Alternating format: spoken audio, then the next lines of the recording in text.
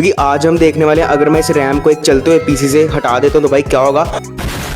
तो वैसे साहब बिल्कुल भी ट्राई करने की कोशिश मत ना करना, क्योंकि भाई काफ़ी रिस्की हो सकता है। तो भाई जैसे कि देख सकते हो मैंने अपने पीसी को भाई ऑन कर लिया। जैसे ही भाई मैंने रैम को अनलीश किया तो भाई देख सकते हो ये पीसी ऑफ तो नहीं हुआ, बट भाई मेरा कीबोर्ड और चलना बंद हो गया, सब कुछ माउस भी नहीं चल रहा था। तो भाई मैंने जैसे ही पूरी रैम को हटाया तो भाई पीसी एकदम भाई टर्न ऑफ हो गया। तो भाई ये ऑन ही नहीं हुआ, पता नहीं क्या प्रॉब्लम आ रही थी, बीप ही करी जा रहा था। पर जैसे मैंने रैम को एक दो बारी और हटाया तो भाई ये पीसी बिल्कुल ही ऑन हो चुका है एंड भाई प्रॉब्लम फिक्स्ड हो चुकी है पूरी की पूरी। तो गाइस इससे ये तो प्रूव हो जाता है